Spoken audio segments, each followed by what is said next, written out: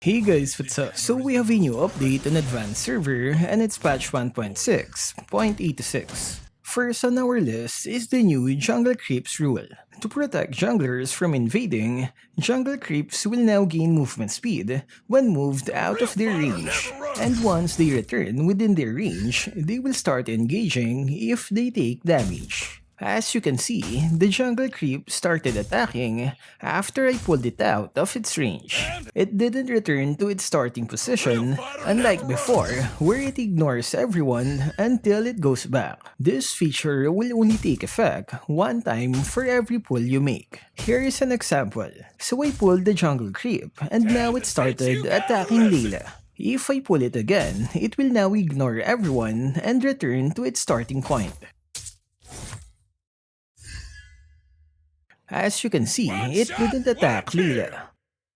This is a good way to protect the junglers from the annoying skills of Franco, Tigreal, and Jawhead. If they pull the jungle creep, it won't regen much since it moves faster when returning and it will attack upon entering its range. I guess junglers will love this, but Franco and Tigreal mains will not.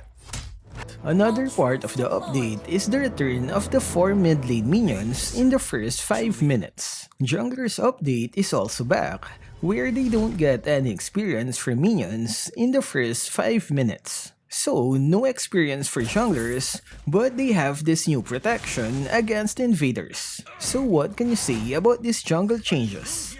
Next on our list is the new user interface. We have new icons for the minimap. The location of the score, stats, and skill description are now combined. You can view them by changing tabs. Next is the buff on Gord. His movement speed will no longer be interrupted when casting his first and second skill. This is pretty good, right?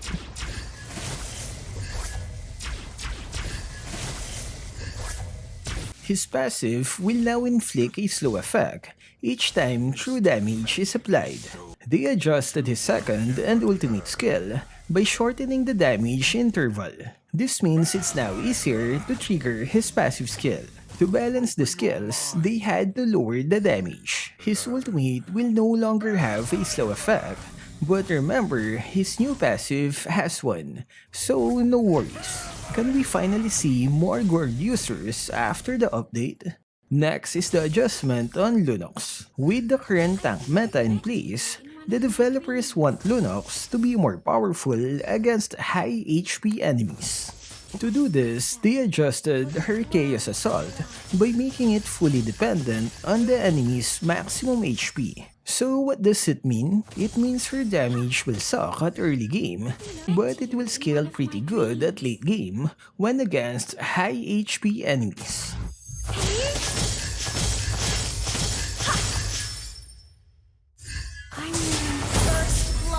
A full build Lunox at late game can deal 16.5% of the enemy's maximum HP as damage. That's for every hit of her Chaos Assault.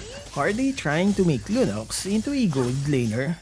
Next is the buff on Leomord. They made it easier to trigger his critical passive by increasing the maximum HP to 35%. His first skill now has a shorter cooldown and higher base damage. Are you excited to see Leomord back in the meta? Next is the adjustment on Xavier. The developers want players to be less dependent on his passive stacks, so they're nerfing its bonus damage. But in return, the normal damage of his active skills are increased. Based on the developers, his damage remains the same when at different stack levels. Next is the buff on Floryn. Her first skill has a new effect where it can slow the enemy upon hitting. Her second skill now has mini stun on its initial attack, so she now has a double stun effect on her second skill. Next is the buff on Julian's father, Terizla. First skill now has higher movement speed. Second skill now has a stronger slow effect. And his ultimate's range, damage, speed, and slow effect are increased. The buff on his second skill is back, where its damage will not be interrupted with CC skills. It means damage will still apply even when under a crowd control skill. Next is the return of the adjustments on Nana. Molina will stay up to 5 seconds and it now chases much faster. Higher damage and faster flying speed on her first kill. And ultimate damage is lowering. Next is the revamped Vexana. They removed the immediate sword swing on her knight upon summoning. This gives her enemies a chance to escape the knight's damage. And they lowered the magic scaling of her ultimate. The knight can now trigger some attack items such as Necklace of Durance and Genius Wand. Glowing Wand doesn't work. And her first skill now has a wider range. Next is the return of the new talent system. This time, not all talents are unlocked. Emotional damage! You have to buy them using a new item called Talent Essence.